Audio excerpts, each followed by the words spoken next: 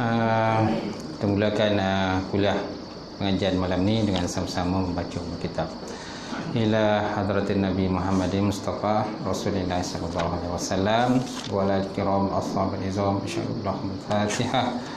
A'udzubillahi minasyaitonir rajim. Bismillahirrahmanirrahim. Alhamdulillahirabbil alamin. Arrahmanir rahim. Maliki yaumiddin. Iyyaka na'budu wa iyyaka nasta'in. Ihdinas siratal mustaqim. Siratal ladzina an'amta 'alaihim ghairil maghdubi 'alaihim waladdallin. Amin.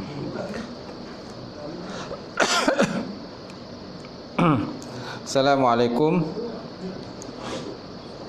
Assalamualaikum warahmatullahi taala wabarakatuh. Alhamdulillahillazi arsala rasulahu bil huda wa dinil haqq liyuzhirahu 'alad dini kullihi wa kafa billahi syahida. Asyhadu an la ilaha illallah wahdahu la syarikalah wa asyhadu anna Muhammadan abduhu wa rasuluh. Allahumma salli wa sallim ala sayyidina wa maulana Muhammad wa ala alihi wa sahbihi ajma'in. Qala Allah subhanahu wa ta'ala fi kitabil azim ba'da auzubillahi minasyaitonir rajim. Walan tardu ankal yahudu walan nasara hatta tattabi'a millatahum. Qul inna hudallahi huwal huda wa la in ittaba'ta ahwa'ahum min ba'di ma ja'aka minal 'ilm ma laka minallahi min wali wa la nasir. Shadaqallahul azim. Maksudnya orang-orang Yahudi dan Nasrani itu tidak akan redha kepada kamu sehingga kamu masuk ke dalam agama mereka. Walan tad'akal yahudu walan nasara hatta tattabi'a millatahum, sehinggalah kamu mengikut jejak langkah agama mereka. Qul kata olehmu ya Muhammad, inna huda hudallah, sungguhnya yang sebenar-benar petunjuk itulah petunjuk Allah Subhanahu wa taala.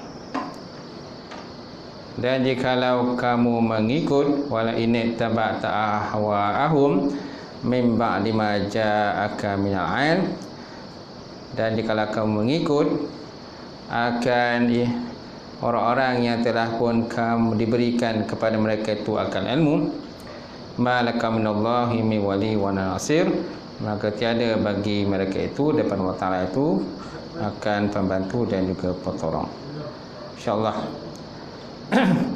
Waqala Nabi sallallahu alaihi wasallam, la yu'minu ahadukum hatta yuhibba lihi ma yuhibbu li nafsihi. Maksudnya tidak sempurna iman salah seorang kamu sehingga dia mencintai saudaranya sama seperti dia mencintai dirinya sendiri. Alhamdulillah. Yang mati Tuan Imam kita, tak lupa juga Tuan Bilal, seluruhnya pengerusi surau, jawatankuasa, muslimin muslimat yang dimati Allah. Alhamdulillah, kita panjatkan puji syukur kepada Ta'ala kerana kita dapat bersama sekali lagi pada malam ini untuk kita sambung kuliah kita. Jadi kuliah kita malam ni kuliah apa ya? Kuliah tauhid Kitab Al-Aqidah Al-Sunnah, betul? Okey, Aqidah Al-Sunnah wal Jamaah, insyaallah. Baik, kita berada di muka surat 22. Okey, 22 masih lagi dalam pembahasan fasal ketiga kan, kepentingan akidah dalam Islam. Kepentingan akidah dalam Islam. Baik, so apa kepentingan akidah dalam Islam? Apakah pentingnya akidah dalam Islam? Tuan-tuan, akidah penting dalam Islam kerana dialah yang menjadi titik tolak kepada amalan kita tu, sama ada amalan kita itu Allah Ta'ala terima ataupun tak terima lah. Sama ada amalan kita sah ataupun batal. Walaupun hakikat sebenarnya yang menentukan terima tak terima tu ialah Allah, tetapi kita hukum pada zahir kita lah. Hukum zahir kita. Jadi kalau amalan kita itu betul, akidah kita betul, syariat kita betul, fahaman kita betul, insya-Allah maka amalan kita akan diterima oleh Allah Subhanahu wa taala. Kalau kita tak mensyirikkan Allah, kita tidak mendustakan Allah, kita fahaman kita tak bercanggah dengan fahaman yang dibawa oleh baginda Nabi Muhammad sallallahu alaihi wasallam, maka sudah tentu amalan kita akan diterima oleh Allah taala, insya-Allah. Baik. Betul ya? Baik, kita lihat muka surat 22. Bawah kan? Betul. Firman Allah Ta'ala ini menerangkan, betul tak? Betul eh? Jadi firman Allah Ta'ala ini menerangkan perihal orang-orang yang tidak beriman. Ini orang-orang kafir lah. Ni nak sentuh pada ayat atas itu. Ayat atas tu disebut wallazina kafaru a'maluhum kasyarabin baqi'atin yahsabuhul zum'anu ma'a hatta iza ja'ahu lam yajid syai'a wa wajadallahu indahu fawafahu hisabahu wallahu sari'ul hisab. Surah Nur ayat 39. Ya, maksudnya ada orang yang kafir, ini orang yang tidak beriman kepada Allah. Amalan mereka itu adalah seumpama riak sindaran panas di tanah rata. Ini Allah Ta'ala buat perbandingan lah, ataupun perumpamaan. Amalan-amalan orang kafir ni diperbandingkan seperti riak sinaran panas di tanah rata. Macam mana kita pergi ke tanah rata yang luas terbentang, yang tidak ada pokok kan, sebatang pokok pun tak ada. Kita tengok pada jauh seperti ada air, panas disebabkan oleh panas matahari, itu tak? Tapi bila pergi pada tempat itu sebenarnya tidak ada air pun. Ia hanya ada macam uap sajalah, uap-uap saja. Yang disangka oleh orang yang dahaga ada air. Lalu dia pun menuju ke arah tadi, sehingga apabila dia datang ke tempat itu tidak dapati suatu yang disangkanya itu. Nampak? Bila sampai situ tak ada apa benda pun, kosong je tanah rata kan. Yang ada tanah pasir, tanah liat kepada sebagainya kan, pokok sebatang pun tak ada. Demikianlah keadaan orang yang kafir, tidak mendapat faedah dari amalannya sebagaimana yang disangkanya. Jadi orang kafir beramal tu seolah macam mereka nyangka amalan mereka tu Allah Ta'ala terimalah. Sangkaan mereka, zan saja amalan mereka tak terima. Tapi yalah, ada pahaman mereka macam tu kan, mereka pun yakin dengan amalan mereka tu. Malahan separuh mereka pula yakin terhadap amalan mereka itu, amalan mereka akan terima oleh Tuhan-Tuhan mereka lah, Tuhan-Tuhan mereka. Tapi hakikat sebenarnya tidak terima, kerana yang Allah Ta'ala terima ialah Islam. Inna dina indallah il-Islam. Inna dina indallah il-Islam. Sungguhnya agama di sisi Allah Ta'ala itulah Islam. Itu saja. Agama lain tak diterima lagi lah. Walaupun pada mereka, sangkaan mereka ataupun keyakinan separuh mereka yakin dengan apa yang mereka anuti, yakin terhadap apa yang mereka faham berdasarkan daripada agama nenek moyang mereka yang diajar kepada mereka. Tapi sebenarnya tidak canggah Islam. Baik. Kemudian demikianlah keadaan orang kafir, tidak mendapat faedah di amalannya sebagaimana disangkanya, dan dia tetap mendapati hukum Allah Ta'ala sisi amalannya. Lalu Allah Ta'ala menyempurnakan hitungan amalnya serta membalasnya. Dan ingatlah, Allah Ta'ala itu amat segera hitungan hisabnya. Wallahu sari'ul hisab. Allah Ta'ala itu sangat segera, cepat hitungan amalan ataupun hisab yang dilakukan oleh manusia lah, insya-Allah.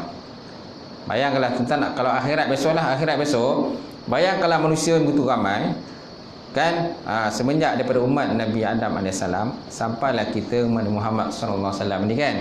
Bayangkanlah, masya-Allah ramai manusia kan. Jadi setiap itu akan dihitung, hisab amalan masing-masing. Tengoklah giliran, ikutlah giliran masing-masing. Weh, nak menunggu dia kan. Kalau kono sampai kita dapat nombor last tu, poning juga. Betul tak? Macam je lah. Kalau sebab dia tak boleh pasang kabel tak? Boleh pasang kabel, senang boleh pergi ke depan. Kalau kat dunia ni tuan-tuan, kalau dapat nombor lambat kan, Pergi disik-disik lah orang dalam tu. Telefon orang dalam tu boleh lah.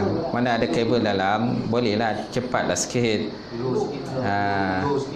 Boleh ulur sikit ke? Kat akhirat tak ada apa nak ulur nak kat malaikat tu. Kalau malaikat tu boleh terima rasuah, agak cepatlah kita punya amalan kita dihitung, betul tak?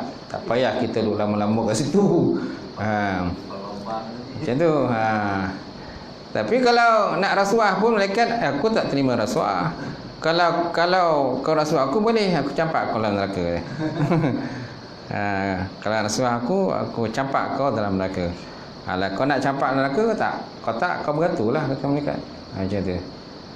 Kan? Bayanglah tuan-tuan, akhirat besok kan. Tak macam mana keadaan manusia yang keluh kesah dan sebagainya kan. Yang tunduk. Maklumlah ramai. Kita kat dunia ni pun kalau dapat nombor yang dah ratus-ratus tu, orang yang baru dipanggil itu barulah puluh-puluh lah, 20-30. Kita punya tu umur kita dah ratus-ratus. Puas juga nak menunggu, berjanggut nunggu. InsyaAllah tuan-tuan. Itulah besok akhirat, tak tahu macam mana keadaannya. Baik. Semuanya bergantung pada amalan masing-masing. Jadi firman Allah Ta'ala ini tuan-tuan menerangkan pilihan orang yang tidak beriman. Mana orang-orang kafir akan rugi dan hampa di akhirat kelak. Mereka rugi dan hampa kerana amalan mereka yang baik yang dapat menolong mereka tidak dapat menyelamatkan mereka daripada azab siksaan Allah Subhanahu Wa Taala. Tak dapat melepaskan diri pada azab siksaan Allah Taala. Mereka adalah ibarat orang yang dahaga di padang pasir pada tengah hari yang terik panas. Terik dan panas. Dan tidak ada tempat berlindung. Tak ada tempat berlindung kan? Kalau kat dunia ni kita harap ada lah tempat berlindung macam pokok ke, ataupun mungkin awan ke. Awan datang kan bantu kita untuk kita berlindung. Akhirat besok mana ada awan? Tak ada awan kan? Ia melihat teriak sinaran panas daripada jauh seperti ada air.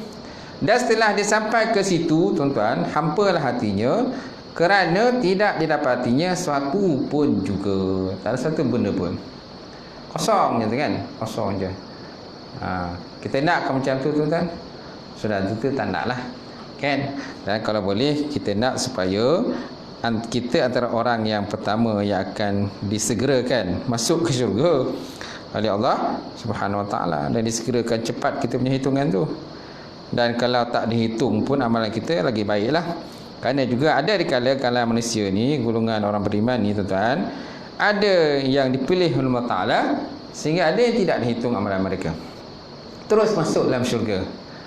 Terus masuk syurga. Kerana Nabi juga pernah bersabda, dia kata akan ada di kalangan umatku itu ialah sebanyak 70,000 orang yang akan dipilih untuk masuk ke syurga tanpa dihisap oleh Allah Subhanahu Wa Taala. Special lah tu.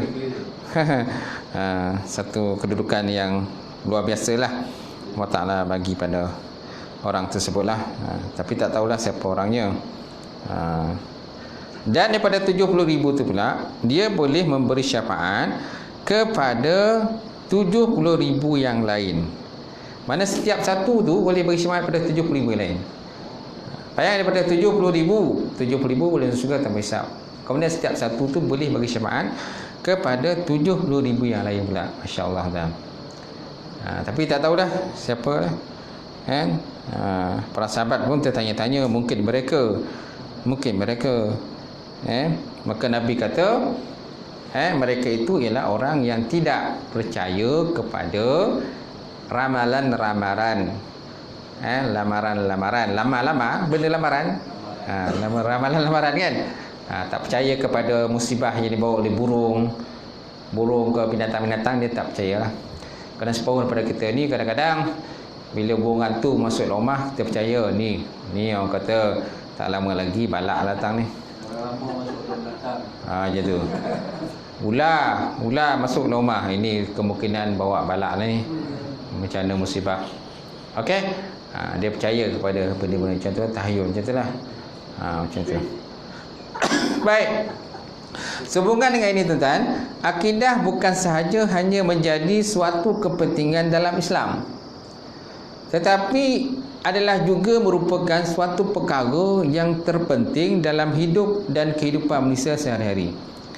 Di mana mereka yang hidup dalam dunia ini tanpa akidah, dan dengan erti kata lain, mereka yang jahil dalam bab akidah adalah seperti seorang buta yang tidak kenal keadaan dan bentuk diri mereka sendiri. Macam orang buta lah. Buta dia tak tahu macam mana bentuk muka seseorang itulah. Dia hanya boleh menggambarkan begini-begini dan sebagainya. Ataupun contoh, orang boleh tahu tentang gajah tu macam mana bentuk gajah. Gajah kan, ada kata gajah tu besar. Ataupun orang tak cerita lagi gajah, maka dia pergilah usir gajah tu kan. Dia usir gajah tu, dia tengok, dia pegang belalai gajah. Oh, gajah ni macam ni rupa dia. Kemudian dia pegang paha gajah. Oh, gajah ni macam ni rupa dia. Tak? Pegang ekor gajah. Oh, macam ni gajah rupa dia. Jadi masing-masing tidak dapat memberikan satu jawapan yang tepat berkenaan dengan gajah. Sebab apa? Buta tak boleh melihat. Tetapi ada juga manusia yang celik, tapi hati buta pun ada. Celik boleh melihat, tapi hati pula buta, tuan-tuan. Yang penting ni hati tak buta. Mata buta tak apa, tapi hati jangan buta. Tapi banyak di kalangan kita ni, tuan-tuan, mata celik tapi hati buta. Tak nampak benda-benda yang hakikat yang sebenar macam mana. Dia tak nampak. Dia hanya percaya pada benda-benda yang boleh nampak dan boleh dipegang, dirasa saja. Benda yang tak nampak dia tak percaya. Kan, adanya jin, adanya malaikat, adanya syaitan, dia tak percaya benda itulah. Tapi hantu dia percaya pula. Hantu dia percaya. Hantu percaya, tapi jin dia tak percaya. Malaikat dia tak percaya pula. Ada pula yang faham begitulah. Ada yang faham manusia ni yang pahamannya percaya pada dewa-dewa. Dia percaya dewa. Dan menganggap bahawa dewa tu boleh beri kekuatan pada mereka, beri rezeki pada mereka. Ada dewa bukit, ada dewa gunung, ada dewa angin. Macam-macam dewa lah pada pahaman mereka lah. Apa yang mereka faham. Dan cerita Perdana itu mambang pula. Mambang kuning, mambang biru, memang coklat, memang belang-belang dan sebagainya. Macam tu. Okay. Ni nak cerita pada kenapa P.Ramlee buat watak macam tu. Kerana ada di kawasan orang Melayu tu, si Islam tu pun dah ada faham macam tu. Itu sebabnya dia buat watak itu. Kalau seandainya pada zaman itu, pada zaman Nabi P.Ramlee buat cerita tu, kalau seandainya tidak ada di kalangan Melayu ni yang percaya tentang pahaman tentang hantu, pahaman mambang dan sebagainya, dia tak akan buat cerita tu. Tak akan tunjuk kan. Juga tentang alam bunian kan. Maksudnya di kalangan orang Melayu dah ada dah pahaman tentang alam bunian masa tu lagi. Maka dibuatlah cerita alam bunian. Cerita apa tu namanya, si bongkok tu lah. Sumpah orang minyak tu.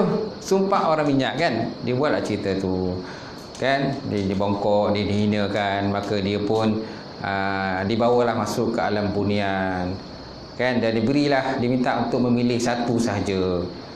Maka dia memilihlah kecantikan sahaja. Bila dah pilih kecantikan, dia pula ada perjanjian dengan kata raja jin tu. Raja jin. Maka dia tak dapatlah kahwin dengan puteri raja jin tu. Tak dapatlah puteri. Jadi akhirnya dapat kecantikan saja. Banyaklah cerita. Jadi makna kat situ, tuan-tuan, dah ada dah kalau Melayu ni pahaman begitu. Pahaman kepercayaan tentang alam bunian, faham kepercayaan tentang apa lagi tadi? Orang minyak, macam-macam lagi lah. Mambang-mambang dan sebagainya, dah ada percayaan begitu. Baik, baik, kemudian jadi sehubungan dengan ini, kata musannaf atau pengarang kitab, akidah bukan sahaja hanya menjadi suatu kepentingan dalam Islam, tetapi adalah juga merupakan suatu perkara yang terpenting dalam hidup dan kehidupan manusia sehari-hari, di mana mereka yang hidup di dunia ini tanpa akidah, dan dengan arti kata lain, mereka yang jahil dalam bab akidah ni adalah seperti seorang buta yang tak kenal keadaan dan bentuk diri mereka sendiri. Dia tak kenal. Hakikatnya tak tahu lah, dia tak kenal. Zahiriat dia tahulah dia kenal diri dia, takkan tak kenal diri dia. Tapi hakikat dia ni, dia kenapa dia dicipta oleh Allah Ta'ala, apa tujuan Allah Ta'ala cipta dia ni, apa tujuan dia hidup dalam dunia ni, dia tak tahu dah. Yang dia tahu ialah makan, minum, bekerja, siang malam pagi petang bekerja, lepas tu berkahwin, beranak pinak dan sebagainya kan. Itu saja yang mereka faham. Tapi dalam konteks tentang ibadah ke, nak semayang ke, nak solat ke, semua tak nak. Itu lain cerita lah kata. Cerita belakang lah kata. Itu masing-masing lah dia kata kan. Gitu. Jadi dia lebih kepada fahaman, orang kata apa tujuan hidup dia sendiri. Dia tahu untuk apa kepentingan dia je lah, tak ada nak fikir benda lain dah. Tanggungjawab tentang agama pun dia tak nak fikir. Malas nak fikir lah macam tu. Baik, jadi begitulah halnya orang yang hidup dunia ni tanpa akidah, jahil dalam bab akidah. Mereka tak tahu pertama siapakah yang menjadikannya. Dia tak tahu siapa yang menjadikan dia ni. Dia menganggap dia ni jadi dengan sendirinya pula, macam Tuhan pula. Kalau Allah Ta'ala jadi dengan sendirinya, maka dia anggap dia pun jadi dengan sendirinya. Ataupun mungkin lebih percaya, dia kata mak bapak dia berkahwin. Bila mak bapak apa kahwin, maka adalah dia. Tu aja yang fikir. Lepas tu besar dia pula berkahwin. Bila berkahwin dengan isteri dia, kemudian ada pula anak dia, zuriat keturunan bersambung-sambung. Itu je lah yang fikir. Dia tak ada fikir apa tujuan Allah Ta'ala hidupkan dalam dunia. Baik. Dan siapa yang cipta dia pun dia tak ada benda nak. Malas nak fikir lah kita. Macam tu. Bila dia tak fikir siapa yang ciptakan dia, maka dia tak adalah orang kata jiwa untuk beribadah pada Allah. Jiwa untuk bertuhan tak ada. Mana bertuhan tu bertuhan yang sebenar lah, Allah. Sebab ada kalau manusia ni pun ada yang golongan etis kan. Golongan etis ni dia tak percaya dengan Tuhan pada. Dia tak percaya dengan Tuhan. Dia tak percaya Allah Ta'ala ni wujud. Tapi golongan-golongan yang kafir pun ada juga percaya dengan Tuhan. Dia percaya dengan Tuhan, tapi dalam bab ibadah dia tidak dia menyalahi daripada konsep dan cara beribadah yang diajar oleh baginda Rasulullah sallallahu alaihi wasallam. Nabi kata nak ibadah begini-begini caranya. Kalau nak solat kenalah angkat wuduk. Kenalah angkat wuduk, lepas tu kenalah bertakbir, kan, baca surah Al-Fatihah dan sebagainya. Tapi mereka beribadah juga, tapi bukan dengan cara yang diajar oleh Islam, diajar oleh baginda Rasulullah. Jadi tidak terimalah macam tu. Kan? Mereka tak perlunya wuduk. Kemudian ada kalau mereka pula tidak berkahwin pun ada. Kalau dalam Islam ni, kalau kita nak meramaikan zuriat, kenalah berkahwin. Kena berkahwin. Kalau mampu berkahwin lebih daripada satu. Mampu berkahwin lebih daripada satu, maka bolehlah digalakkan tambahlah seorang lagi kan. Kalau larat lah. Larat dan berani. Kan? Larat dan juga berani. Tapi masalahnya dia tak berani. Dia takut dengan rumah dia. Jadi takut tak adalah. Ke TV. Baik. Jadi dalam Islam ni, cara kita nak meramaikan umat manusia naklah kita berkahwin. Ada agama-agama yang tak ada menekankan berkahwin pun. Tapi ada juga agama menekan berkahwin. Walaupun dia bukan Muslim, tapi dalam agama mereka ada konsep berkahwin. Cuma dalam konsep contoh poligami tak ada. Poligami ini hanya dalam Islam saja. Dalam Islam saja poligami boleh dibenarkan. Tapi dalam agama lain, agama-agama di barat dan sebagainya, mereka tak ada konsep poligami. Yang ada ialah konsep perempuan simpanan. Perempuan simpanan. Kalau berminat dengan seorang perempuan lagi, mereka tak boleh berkahwin, nambah seorang lagi, kecuali perempuan simpanan lah. Sempat. Tapi ada juga agama-agama lain ni yang menekankan poligami dalam konsep mereka lah, dalam konteks mereka. Malahan kita pernah dengar pun ada seorang lelaki tuan-tuan, pernah tak di India ke Sri Lanka, ataupun di mana saya pun tak ingat, dia mempunyai 39 isteri. Pernah tengok kan? Ada dalam YouTube, tuan-tuan boleh tengok dalam YouTube lah. Seorang lelaki dia mempunyai 39 isteri. Hebat lah tu. 39. Seorang kita seorang tak habis. Dia 39. Dia buat satu rumah. Dia buat satu rumah yang besar, kan? Dan dia bukan kerajaan pun. Dia kerja bersendiri, kerja sendirilah. Tapi isi-isi tadi alhamdulillah bagus. Tak ada perang sana, tak ada perang sini. Jadi kalau perang habislah. Lunyailah dia kena dikojolkan oleh bini dia. Maknanya dia seorang, isteri 39. Kalau tak botol cara habislah lunyai kan. Korek sana, korek sini. Alat dia pun dikorek sekali tu tak? Macam tu. Tapi itulah kelebihan yang ada pada dia lah. Dia dinyatakan bahawa dia mempunyai, kalau rumah dia mempunyai 100 bilik. Rumah dia ada 100 bilik. Dan rumah dia 4 tingkat tak silap saya. Besar rumah dia. Tapi mereka bekerja sendiri. Semua anak-anak semua bekerja sendiri. Kan, berladang, bertani, memelihara itik, ayam, semua-semualah, kambing semua mereka pelihara.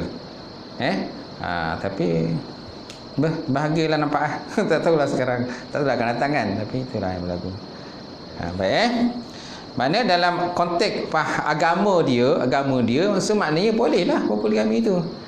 Tapi dalam konteks Islam ni, Islam poligami boleh, tapi tak boleh lebih daripada 4. Tak boleh 5 orang isteri dalam satu masa. Ataupun tak boleh 6 isteri atau lebih daripada satu masa. Mestilah 5 orang sajalah pada satu masa. Faham kan? Berminat nampak? Minat? Minat 5 satu. Okey. Baik, insya-Allah. 5 ke 4 lah Ustaz. 5. Kau nak buat apa? Tadi yang Ustaz sebut tadi 5 dibolehkan. Kalau ada 5, kalau 5 kenalah ceraikan seorang. Tinggallah 4. Mana tidak boleh 5 dalam satu masa. Faham tak? Tak boleh 5 dalam satu masa. Kalau lebih tu kenalah ceraikan seorang, tinggalkan 4 lah. Boleh? Macam tu. Baik, kemudian kenapa mereka dijadikan? Kemudian yang kedua, kenapa mereka diciptakan? Okey. Yang ketiga, apakah hikmah, rahsia dan falsafah hidup manusia di muka bumi ini? Apakah hikmah dia kita hidup dalam dunia ni? Hanya semata-mata hidup saja? Kan? So sebenarnya kehidupan kita ni panjang kan? Panjanglah. Dari segi zahiriat ni panjang, hakikatnya tapi sebenarnya tak panjang kehidupan kita ni. Paling tidak pun 80 tahun, 70 tahun. Dan kalau umur Nabi pun 63 tahun kan. Mana kalau umur kita lebih pada 63, mana itu ekstra lah tu. Umur ekstra lah tu, kena bonus lah kan. Macam tu. Umur bonus. Kerana Nabi pun 63. Ada juga umur sampai 100 tahun. Tapi tak ramai lah, jumlahnya tak ramai. Kan Piramli kata jarang-jarang ataupun jarang-jarang, kadang-kadang kita dengar. Dia alas tu kadang-kadang kita dengar. Kalau yang satu tu selalu kita dengar kan. Yang kedua sikit-sikit. Yang ketiga jarang-jarang. Dan yang keempat kadang-kadang kita dengar kan. Baik, seterusnya, bagaimana permulaan dan kesudahan hidup mereka dalam dunia ni? Bagaimana permulaan? Dia tak pernah fikir tu. Kalau orang yang beriman kepada Allah, kan, dia sentiasa fikir macam mana kejadian dia. Kita di alam ruh ni, di alam janin ni tuan-tuan, kalau ikutkan 40 hari, kata Nabi, 40 hari dalam keadaan nutfah. Kemudian 40 hari dalam keadaan alaqah. Dan 40 hari dalam keadaan mudghah. 40 hari bila bertemu antara benih lelaki dan perempuan, 40 hari dalam keadaan nutfah, pertemuan air mani lah, 40 hari. Lepas tu 40 hari dalam keadaan alqah, segumpal darah. Kemudian 40 hari dalam keadaan mudghah, segumpal daging. 40 darab 3 berapa? 120 hari dalam keadaan itulah. Lepas tu barulah sama ada nak ditiupkan ruh ataupun tidak. Maka bertanya kepada Allah Ta'ala, ya Allah, adakah nak dijadikan hamba ini atau tidak? Kalau Allah Ta'ala kata jadikan, maka ditiupkan roh pada hamba tadi. Dan ini jadilah. Kalau Allah Ta'ala kata tidak diteruskan kehidupannya, mana tak dijadikan, semana akan gugur lah. Kandungan tadi gugur lah pada perempuan tadi. Lepas tu ada lagi lah proses-proses seterusnya. Kerana ni 9 bulan, tahulah 9 bulan. Tadi baru berapa bulan aja. 120 hari baru berapa bulan kan. Baru 3 bulan lebih tu tak. Kita ada lagi 9 bulan lah proses tu. Dengan pembentukan tangan dia bayi tadi, pembentukan kaki dia, pembentukan telinga dia, macam-macam lah pembentukan kepala dia kan. Sehinggalah orang kata dilahirkan ke dunia oleh Allah Subhanahu wa ta'ala. Nampak tak? Tapi asal kejadian kita ni tuan, Adam itu daripada tanah sebenarnya. Adam tu diciptakan daripada tanah. Diambil daripada tanah-tanah seluruh dunia ni. Tanah Jepun, tanah Hindi, tanah Melayu, tanah India, tanah Pakistan, tanah Eropah, tanah Amerika dan sebagainya kan. Tu yang lahir Malaysia tu, yang berbagai bangsa-bangsa, bersuku-suku lah. Kenapa Allah Ta'ala mencipta manusia ni berbangsa-bangsa, bersuku-suku, berkumpulan-kumpulan, berpuak-puak dan sebagainya? Lita'arafu, supaya mereka tu dapat kenal mengenal di antara satu sama lain. Kan? Di samping tu pula dapat lagi kan untuk orang kata berlawan-lawan lah, lawan. Mana kumpulannya lagi hebat, lagi bagus dan sebagainya. Tu tengoklah dalam sukan tu. Tengok sukan apa tu? Sukan yang paling besar tu. Olimpik kan? Sukan Olimpik tu di mana sukan Olimpik ni semua tu di kalangan manusia ni semua dikumpulkan situ. Negro, Cina, apa semualah, Melayu. Semua masuk bertanding kan? Bertanding. Bukan suruh berperang, tak ada. Jadi Allah Ta'ala cipta manusia ni bukan suruh berperang. Tapi kalau manusia ni kadang tak faham, jadi dia kena cipta manusia ni masing-masing nak tunjuk kekuatan masing-masing. Buat senjata tu, buat senjata ini dan sebagainya. Yang kaya tu orang yang membuat senjata lah. Yang mati terbunuh tu biasanya orang yang kumpulan-kumpulan yang lemah-lemah ni. Orang Islam dan sebagainya. Mereka lah yang banyak mati yang terbunuh. Yang kaya raya siapa? Kan kuasa besar lah. Kerana mereka menjual senjata kepada negara lain. Negara lain beli senjata tu tembak orang Islam. Tembak Islam kan? Macam tu. Jadi kaya siapa? Kuasa besar lah. Mereka membuat senjata tu. Tahu tak? Kalau itu mereka dapat keuntungan. Dia orang kata dia laga-lagakan orang tu. Dia laga-lagakan orang tu, bergaduh sini. Lepas tu kau belilah senjata aku, kata. Samping mereka jual senjata, sebenarnya mereka nak test senjata sebenarnya. Nak tunjuk senjata mereka ni hebat ke tak hebat.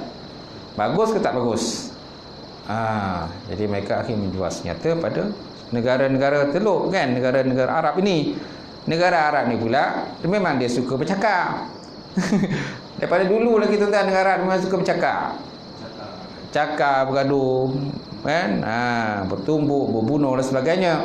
Malahan pada zaman Nabi pun tuan-tuan, Nabi pun kita sendiri kan, negara Arab dia memang suka bergaduh. Puak-puak, kumpulan bersuku-suku kan. Allah Ta'ala, asal ayat Quran tu Allah Ta'ala ciptakan manusia itu berkumpulan untuk lita'arafu, untuk kenal mengenal, kan, menghubungkan antara silaturahim antara kumpulan-kumpulan tadi. Tapi manusia ni salah pemahaman mereka. Sampai itu pula syaitan pun masuk kan, masuk mengaruhi mereka. Akhirnya mereka bergaduh-gaduh. Yang kaya siapa? Kuasa besar lah. Mereka menjual senjata. Yang mati terbunuh siapa? Islam lah. Islam jadi mangsa dia. Kerana Islam ni memang tak suka bergaduh. Tapi bila tak suka bergaduh, Islam jadi mangsa pula. Itulah yang berlaku kan. Kerana kita ni lebih banyak toleran kan. Kita ni banyak toleran orang Islam ni. Toleransi. Bila kita banyak toleransi, akhirnya orang lain pula ambil kesempatan pada kita. Dia pun pelekehkan kita. Dia hina kita dan sebagainya. Dan banyak yang hina ni ialah kalau sebut dalam Quran tu, yang paling banyak pemusuhan pada Islam ini ialah orang Yahudi lah. Orang Yahudi yang paling banyak pemusuhan. Begitu juga dengan golongan-golongan musyrikin. Musyrikin mana non-muslim ya, yang menyembah patung berhala dan sebagainya. Tapi yang banyak sifat kasih sayang pada Islam ini ialah orang-orang Nasrani. Orang Nasara ni banyak kasih sayangnya pada, mana tolerannya dengan orang Islam. Kalau tuan-tuan lihat dalam surah Al-Maidah tu, di mana Allah Taala sebut, dia kata wala tajidanna asyaddan nas adawatan lil ladzina amanu al-yahud wal ladzina asyraku wala tajidanna aqrabahum mawaddatan lil ladzina amanu alladzina qalu inna nasara zalika bi anna minhum kissisin wa ruhbana wa annahum la yastakbirun. Surat Al-Ma'idah ayat 72. Maksudnya sungguh kata Allah, kamu akan dapati orang-orang yang sangat kuat pemusuhannya kepada orang yang beriman, iaitulah orang Yahudi, al-Yahud wallazina asyraku, dan orang-orang musyrik. Orang-orang musyrik, orang yang menyembah patung berhala ni lah. Orang-orang musyrik ni, yang selain daripada golongan-golongan Kristian ataupun Nasara ni. Siapa sajalah yang menyembah patung berhala yang non-muslim ni, kita tahulah. Tengoklah pada zaman sekarang kan, macam mana keadaan dia, yang memang yang berat pemusuhan dengan Islam ni. Kan, mereka menzahirkan keadaan suasana sekarang ni. Mereka berani menzahirkan pemusuhan mereka terhadap Islam. Kemudian wala tajidanna aqrabahum mawaddatan allazina amanu wallazina qalu innan nasara. Dan sungguh kamu dapati kan orang-orang yang sangat belas kasihan, kasih sayangnya kepada orang-orang yang beriman itu ialah orang-orang yang berkata mereka itu inna nasara, sungguhnya kami golongan Nasara, golongan Nasrani atau Kristian. Kenapa? Zalika bi anna minhum kissisin. Kerana sesungguhnya di kalangan mereka itu terdapatnya golongan-golongan kissisin, mana golongan-golongan pendeta, waruhban, golongan rahib-rahib ataupun pendeta lah, rahib-rahib dan pendeta. Wa annahum la yastakbirun, dan sungguh mereka itu tidak takbur. Mereka tak takbur dan sombong. Tapi yang kuat pemusuhan ni ialah Yahudi dan golongan-golongan musyrikin pada zaman Nabi. Tahulah golongan musyrikin seperti Abu Jahal, Abu Lahab kan, memang sangat keras pemusuhannya terhadap baginda Nabi Muhammad sallallahu alaihi wasallam. Contoh yang paling mudah, orang kata orang Islam ni, orang yang Kristian ni, orang kata boleh toleransi dengan orang Islam ni lah, seperti Raja Najasyi. Ingat tak Raja Najasyi tu? Raja Habsyah. Ketika orang Islam berhijrah ke Habsyah, Nabi ketika hijrah pertama, Nabi tak berhijrah. Nabi hanya berhijrah ke mana tu? Ke Madinah saja. Sedangkan ketika ke Habsyah, Nabi tak berhijrah. Antara yang berhijrah ke Habsyah ialah seperti Abu Ja'far, tak silap saya. Ini antara orang sahabat yang berhijrah. Dan di sana mereka disambut dengan baik dengan Raja Najasyi yang masa itu beragama Kristian. Dia beragama Kristian. Jadi menerima kedatangan orang Islam itu dengan baik.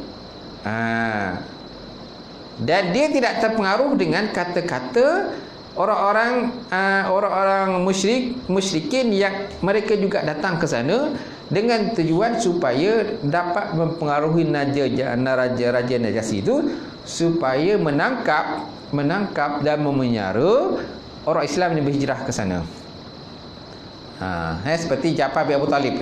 Ja'far Abu Talib antara yang termasuklah sahabat pergi berhijrah ke sana, ke Habsyah, untuk mendapat perlindungan di sana lah. Kerana sebabnya kuatnya tekanan yang berlaku pada orang Islam yang terdapat di Mekah, jadi Nabi mensyorkan mereka berhijrah, berpindah ke Habsyah. Jadi mereka pergi sanalah. Sampai sana rupa-rupanya beberapa orang di kalangan orang-orang musyrik Mekah ni, mereka pun pergi juga sana. Dengan tujuan supaya mereka dapat mempengaruhi Raja Najasyi, supaya Raja Najasyi menangkap orang Islam tadi, memenjarakan mereka. Tapi Najasyi ini tidak murah terpengaruh dengan kata-kata orang musyrik Mekah yang datang masa itu. Dan akhirnya mereka orang Islam tadi mendapat perlindungan di sana lah. Dan riwayat menyatakan bahawa Raja Najasyi ini pun akhirnya masuk Islam. Dia masuk Islam, tuan-tuan. Ketika dia meninggal dunia, Nabi SAW telah merintahkan para sahabat supaya mendirikan sembahyang ghaib, sembahyang jenazah ghaib kepada Raja Najasyi yang telah pun masuk Islam. Itulah kepada Islam. Nampak tak? Jadi makna, tuan-tuan, yang sangat kuat pemusuhan berislam ni ialah orang Yahudi. Orang Yahudi dan orang-orang musyrik. Musyrik ini golongan yang menyembah patung berhala lah. Tetapi yang sangat kuat sifat kasih sayang belas ihsan kepada Islam ini ialah inna nasara, sungguhnya mereka berkata kami golongan Nasrani. Tetapi ada juga orang Nasrani ini yang benci pada Islam pun ada juga, bukan nak kita nafikan. Tapi majoritinya sayang pada Islam. Nampak tak? Macam tu. Contoh yang lihat yang mudah, tuan-tuan lihatlah di New Zealand itu kan. Ingat tak New Zealand itu? Di mana ada seorang lelaki itu yang menembak serambang kan? Di dalam masjid tu.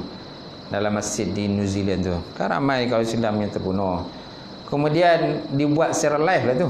Pembunuh tu buat secara live. Kan? Video live. Jadi dituntut oleh beribu orang di dunia lah melihat kepada kejadian pembunuhan tersebut. Protes. Kita nampaklah bagaimana kan orang sana, tuan-tuan, mempunyai kata rasa simpati pada Islam, dan benda tak sepatutnya berlaku lah dengan sebuah negara New Zealand ni, antara sebuah negara yang aman kan. New Zealand ni masuk negara aman yang jarang ada terjadinya perbunuhan dan sebagainya. Tapi dikejutkan dengan peristiwa tadi. Jadi merupakan satu tamparan yang hebat kepada Perdana Menteri New Zealand lah. Tapi mereka simpatilah dengan apa yang berlaku. Dan ada di kalangan mereka masuk Islam pun ada. Tapi ada juga tak Islam, tapi mereka ada simpati kepada orang Islam tadi. Itulah, tuan-tuan, peristiwa yang berlaku kita nak tunjukkan kepada kita hikmah-hikmah yang berlaku. Kadang-kadang kita tak tahu kan. Faham kan? Seterusnya, yang seterusnya, setelah mereka keluar daripada dunia mati, ke mana mereka akan pergi? Setelah mereka keluar daripada dunia mati, yang ini mati, ke mana mereka akan pergi? Mana kita nak pergi bila kita mati? Adakah kita bila nak mati akan begitu saja? Mati-mati je lah, tak ada hari kebangkitan. Ada tak? Ada hari kebangkitan. Kerana Quran pun banyak ayat-ayat berkenaan dengan hari kebangkitan, hari penghitungan, hari penghisapan. Semua akan dihitung dan hisap. Kemudian setelah mereka mati, adakah akan dihidupkan kembali? Adakah dihidupkan kembali? Bagi orang yang tidak faham dalam bab agama, mereka kata tak ada hari penghidupan. Habis matilah. Apa nak hari kebangkitan? Ada. Kenapa adanya hari pembalasan, penyiksaan dan sebagainya? Sedangkan orang yang agama lain pun, tuan, ada yang percaya tentang hari kebangkitan. Ada percaya. Bukan Islam saja yang percaya hari kebangkitan, agama lain pun ada hari kebangkitan. Malah ada di kalangan mereka ni, tuan, siap bawa bekalan dalam kubur. Bawa bekalan dalam kubur, tuan. Kenapa ada hari kebangkitan? Sehingga ada mayat-mayat yang ditanam itu, ditanam kan, dimasukkan sekali dengan kereta dia sekali. Kereta dimasukkan sekali dalam kubur tu. Kereta siap dibekalkan minyak petrol sekali. Motor kan, kemudian ada yang dimasukkan katil sekali, katil dengan kata mana ada piasan dia, semua masuk sekali lah. Tanam sekali lah. Tapi memerlukan ruang yang besar lah. Kalau kubur kita, macam mana nak buat kita masuk dalam kubur kita tu? Kubur kita kecil je. Berapa ya saya kubur kita? 6 kaki tinggi kan, lebar pun 2 kaki tu tak. lebar 2 kaki, 6 kaki. Itu kubur dia kan. Kan ada tengok cerita Nabi kata kubur. Dia mula dia tak tergambar, tak terbayang lagi. Jadi agama lain mereka percaya pada tu. Mereka percaya tentang hari kebangkitan itu. Hari di alam kubur mereka percaya. Itu sebabnya mereka bawa sekali. Ada yang bawa duit pun ada. Duit sekali. Masuk di dalam kubur tu sekali. Kereta, motor, minyak petrol semua siap sekali. Tapi besok kat sana kalau putus minyak tak tahu macam mana lah. Agak kalau putus minyak besok nak isi kat mana tu? Tak ada petrol pump. Macam tu. Mungkin akan tersadai macam tu lah kereta dia. Ada yang aircon punya tu. Mana? Ada yang aircon punya tu. Ya, ada. Ada aircon sekali. Kan? Kalau di memorial nilai tu, dia ada yang bentuk abu ni, bentuk abu, dan ada yang tak bentuk abu pun ada. Yang bentuk abu tu lah dia siap bagi aircon sekali. Satu ruang tu pun dah harga beribu juga tu.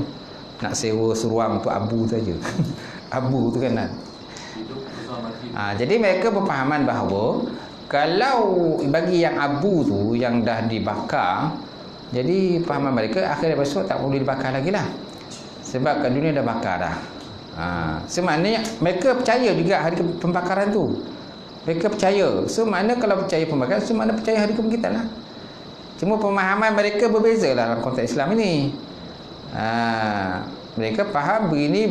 Tapi mereka percaya adanya soal jawab, adanya akhirat dan sebagainya, perlukan harinya, adanya hari yang kata berkumpulnya manusia.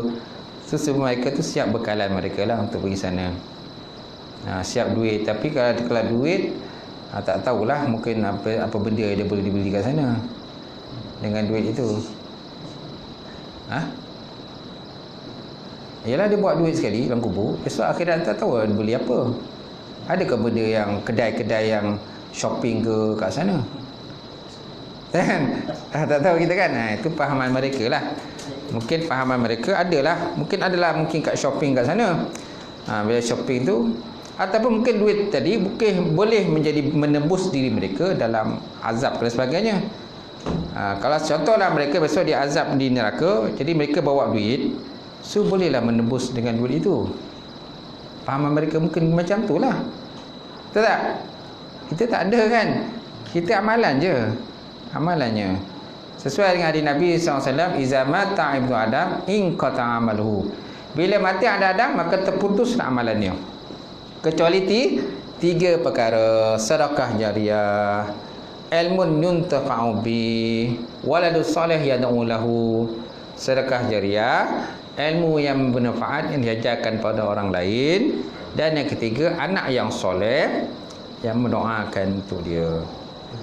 Kan? Inilah kita punya bekalan kita lah di alam kubur lah. Tapi besok akhirat esok amalan lah besok akhirat esok. Amalan tu saja. Nabi kata bila mati anak Adam akan mengiringnya ke kubur ialah 3 perkara.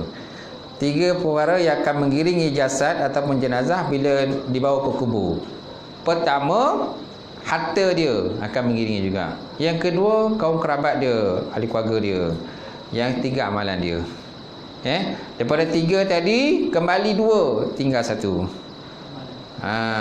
So harta benda akan kembali semula. Harta benda akan diwariskan oleh anak cucu kita dan sebagainya. Kalau isteri pun mungkin isteri akan berkahwin dengan orang lain. Kalau suami pula, suami mungkin akan berkahwin dengan orang lain. Dia duda dia sekejap je. Lepas tu mulalah mengata nikah orang lain. Kan? Betul juga. Bukan lelaki je, perempuan pun juga. Perempuan ada ingat tu. Muhammad Jan mau betul juga. Kalau boleh buat apa ni aku buat baru. Majon. Kita Muhammad Jan. Mahmud Jun. Ingat apa benda lah. Mahmud Jun, insyaAllah. Mahmud Julai ke Jun? Okey. Mahmud Jun kan? Pak Maun. Pak Maun kan? Apalagi Pak Maun, jangan leka-leka. Kan cerita Pak Maun. Alah kena hambat dengan isteri. Penting bang kabut balik kan cerita. Baik. Jadi dalam akidah Islam tuan-tuan, mereka yang tidak mengenal Allah, yang mencipta alam dunia ini dan tidak kenal yang menjadikan dirinya dan tidak kenal yang menjadikan diri mereka sendiri adalah orang yang hidup tidak bertauhid. Orang yang hidup tak bertauhid ataupun orang yang hidup dalam keadaan tidak bertuhan. Golongan etis tadi kan, dia tidak bertuhan, dia tak percaya pada Tuhan. Dia kata alam ni terjadi dengan sendirinya. Kalau musnah pun musnah dengan sendirinya. Okey. Mereka hidup tidak bertauhid dan tidak berakidah. Berakidah pun tengok jugalah akidah betul ke tak betul. Akidah ada dua. Pertama akidah sahih, yang kedua akidah batil. Akidah sahih ke ada akidah batil. Kerana orang Yahudi ke Nasrani ke orang-orang faham lain pun mereka percaya juga dengan Tuhan. Kan? Malah etikat mereka pun kadang-kadang ada mesti jazam tu etikat. Kuat etikat mereka terhadap apa mereka sembah. Tapi tidak bersumberkan pada Quran dan sunnah Rasulullah sallallahu alaihi wasallam. Mereka menyerupakan Tuhan dengan Allah. Mereka menyerupakan Tuhan dengan benda-benda lain. Sedangkan Allah Taala sebut, dia kata laisa kamitslihi syai'un wa huwas samiul alim. Aku tidak boleh serupakan dengan sesuatu serupa pun. Mana apa saja yang tergambar, kalau adik kata apa saja yang terlintas dalam hati kita, apa juga yang tergambar dalam pemikiran kita berkenaan Tuhan itu, ini dan sebagainya, itu sebenarnya bukan Tuhan. Itu sebenarnya bukan Tuhan. Apa saja yang terlintas dalam kepala kita, apa juga yang tasawur tergambar kepada kita bahawa Tuhan ini begini dan sebagainya, sebenarnya adalah tidak. Kerana Tuhan tidak boleh serupakan dengan sebarang makhluk yang terdapat di alam dunia ini. Baik insya-Allah. Sekali lagi umrah. Sikit ya.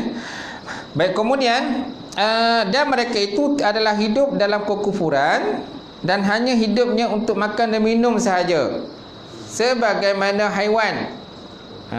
Mereka hidup hanya untuk makan dan minum sahaja sebagaimana haiwan, dan tempat kedudukan mereka adalah dalam neraka. Firman Allah Taala sebut dalam Quran, wallazina kafaru wa yatamatta'una wa ya'kuluna kama ta'kulul an'am wan naru maswalahum. Wan naru maswalahum. Maksudnya wallazina kafaru wa yatamatta'u. Orang-orang sesungguhnya orang yang kafir dan orang yang menempati akan kesenangan dalam dunia, wa yaquluna kama ta'kuluna. Mereka itu makan sebagaimana makannya binatang ternakan. Mereka makan sebagaimana binatang ternakan, mencari makan. Macam itulah. Kalau tuan-tuan lihat binatang ternakan kan, kehidupan mereka macam mana? Mereka tak ada fikir tentang tanggungjawab, betul tak? Dia tak ada fikir tanggungjawab. Walaupun ada binatang-binatang tu dia anggap macam tanggungjawab lah. Binatang yang kata ya. Ada binatang ada yang mengawan tu, bila mengawan tu dia dapatlah anak dia. Anak dia tu pun terjaga dengan baik. So maknanya binatang pun sayang dengan anaknya. Bila binatang sayang pada anaknya, binatang merasakan itu adalah macam tanggungjawab dia lah. Dia tanggungjawab ada anak. So binatang pun tahu tanggungjawab, tapi manusia tak tahu tanggungjawab. Kan? Itu beza. Jadi siapa lebih tinggi jawatannya, kedudukannya, binatang ke manusia? Kalau manusia, dia hanya tahu kata berhubung, kan, bersetubuh, berjima untuk dapatkan seorang anak, bersonok-sonok. Kan, lepas tu dapat anak, dia tak kisah tentang anak tu. Kau nak hidup, kau nak mati ke terpulangkan kau. Kan? Dengan binatang yang mereka tu mengawan dan sebagainya. Lepas tu lahir anak mereka dan dijaga anak tu dengan baik, dibagi makan semua. Saya tengok binatang kan, separuh tu kan. Kalau anak tu contohnya ada musuh nak datang, nak bunuh anak dia, dia lawan. Dia lawan musuh tu. Yang nak bunuh anak tadi, yang nak makan anak dia.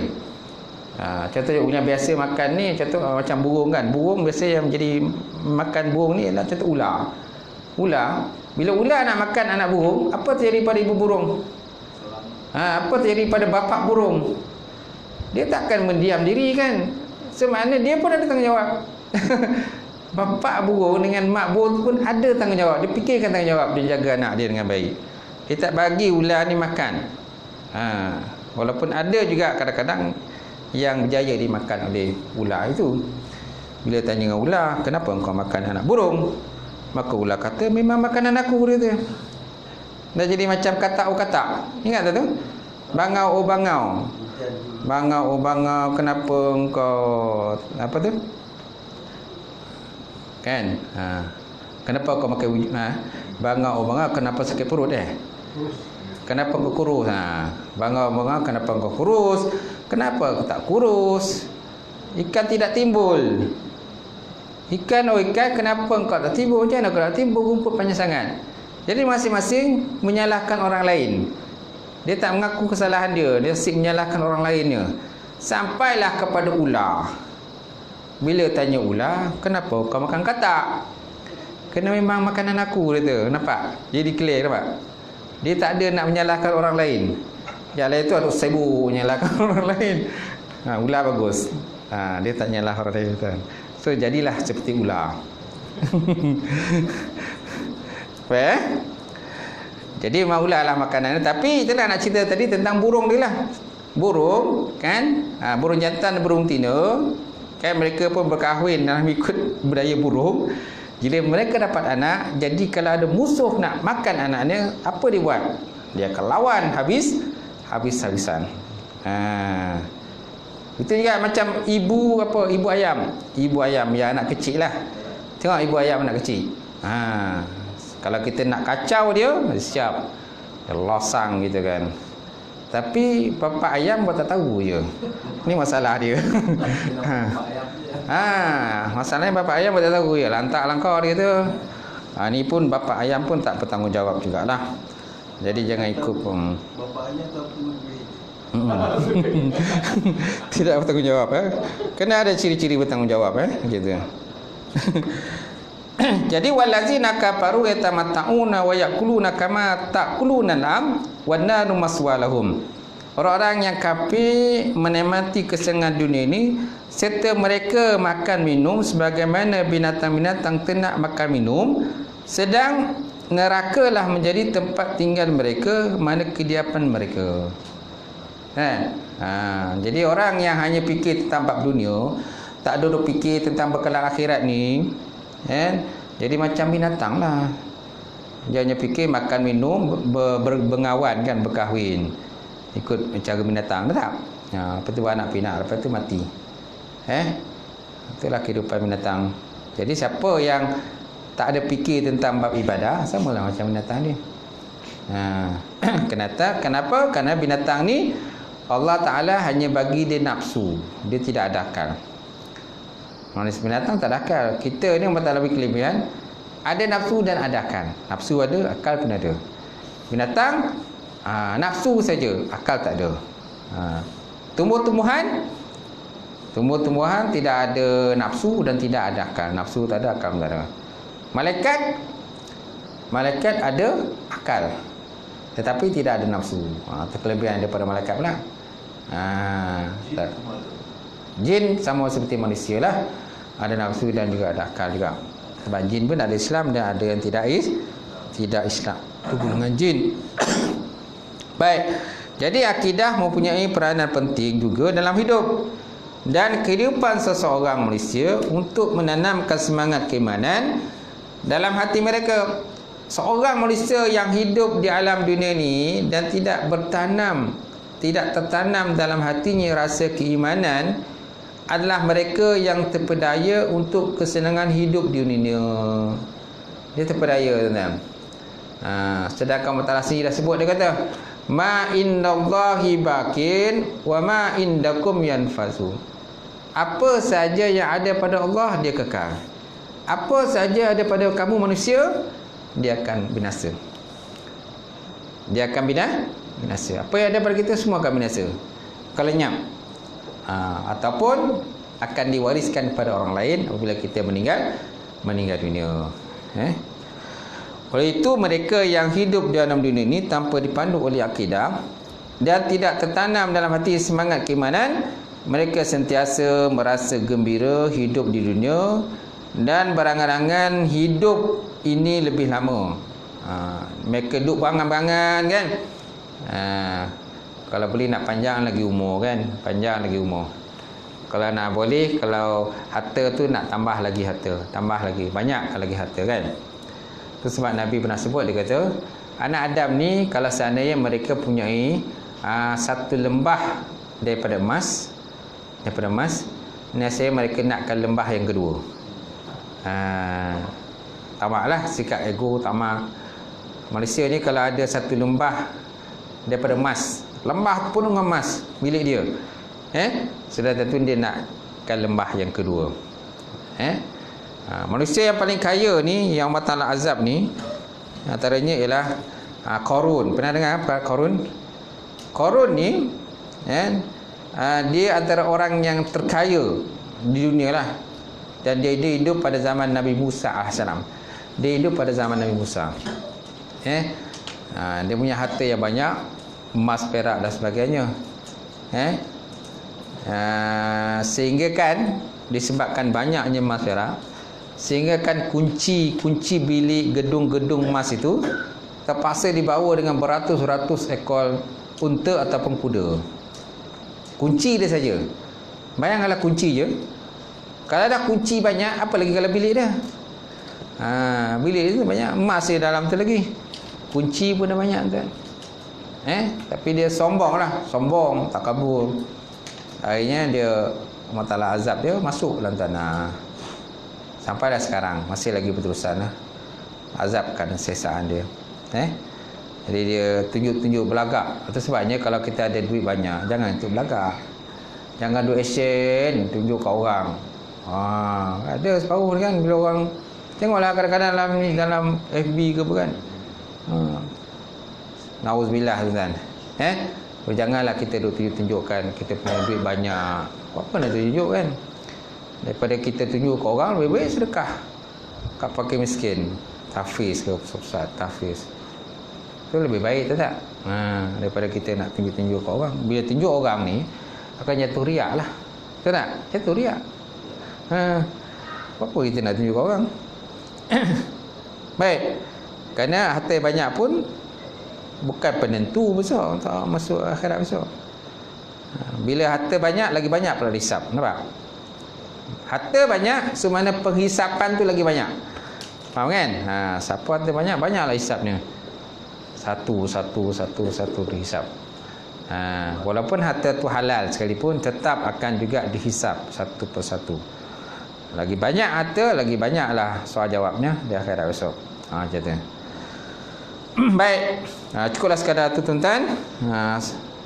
Sampai firman Allah Ta'ala, wala tajidannahum arsan nas alal hayat. Lepas itulah wallahu alam bissawab.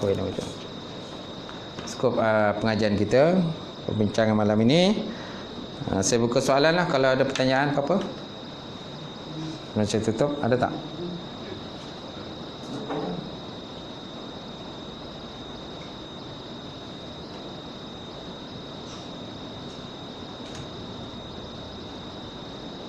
Ada? Tak ada? Jadi ada apa nak tanya? Tak ada. Kau bidang Tadi nampak macam nak mengajar tadi. Dah siap beg datang sini lah. Tadi kau start tadi. Tadi kan start tak ada kan. Boleh juga orang nak ganti. Jin dengan syaitan tu. Penciptaan dia daripada syaitan ke kan. Jin ni Sulapan api. Mana yang api yang naik-naiknya tu? Ya. Sulapan dia. Yang selalu terjadi kat mana-mana yang berapi satu berapi. Ya tu. Sulapan. Mana yang naik ke atas, naik turun api tu kan? Ya. Macam tu. Macam tu. Jin lah. Jin. Dia macam kategori api juga tu. Kategori api jugalah. Walaupun jin Islam. Ya, sama Islam juga. Sama juga daripada jenis mereka juga. Cuma ada Islam, ada tak Islam. Itu je lah. Tapi walaupun jin juga, dia besok dibakar jugalah. Kalau tak beriman, macam syaitan juga. Kan? Ada orang tanya, boleh ke api bakar api? Boleh ke api bakar api? Api, syaitan kan jadi cerita api. Api neraka kan api. Boleh ke? Boleh tak? Boleh tak? Kan? Kalau tuan-tuan tak percaya, tuan-tuan ambil tangan tu tampar muka tu. Tangan kita dia jadi tanihan. Tangan kita ciptaan daripada tanah. Muka kita tanah. Ambil muka tangan tu tampar muka tu. Sakit tak? Sakit tak? Sakit kan? Kalau tak percaya cuba. Jadi mana benda tak mustahil Allah Taala. Api dibakar dengan api. Ada juga orang petikai kata macam mana pula api, syaitan berapi, neraka api. Macam mana boleh pula diseksa kan? Kiasan paling mudah pada diri kita lah. Tangan kita cipta daripada tanah. Muka kita pun tanah. Ataupun peha kita tanah. Cuba cubit peha kita tu. Sakit tak? Sakit juga kan? Itulah keadaan neraka tu. Wallahu alam. Habis A'udzubillahi minasyaitonir rajim. Bismillahirrahmanirrahim. Alhamdulillahirabbil wassalatu wassalamu ala asyrofil mursalin wa ala alihi washabbihi ajmain. Allahumma zidna ilman nafi'a wa yaqina as-sariqa wa ma'lam taqabbala wa rizqan halalan mubarakatan katsira. Wasi'ana fataya alim. Nawalana qulubana bi nuri ma'rifataka wa fahma ta'rifin. Allahumma faqihna fid din. Allahumma faqihna fid din. Allahumma ja'al hadza jam'an marhuma wa tafarruqana min ba'di tafarruqin ma'suma. Rabbana tah bainana wa baina qaumina bil haqqi Fatihin. Rabbana atina fid dunya hasanah wa fil akhirati hasanah wa qina azabannar. Subhana rabbika rabbil izzati amma yasifun wa salamun alal mursalin. Qafalallahu minkum.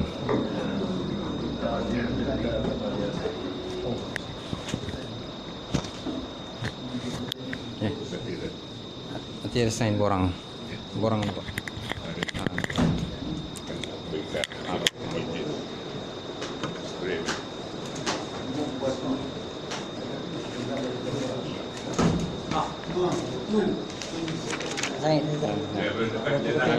Ini tempat lain. Di sini.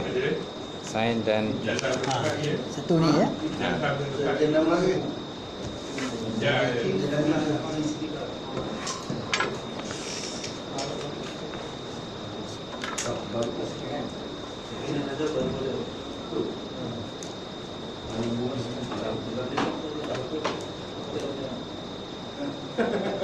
Jadi dua tak nampak.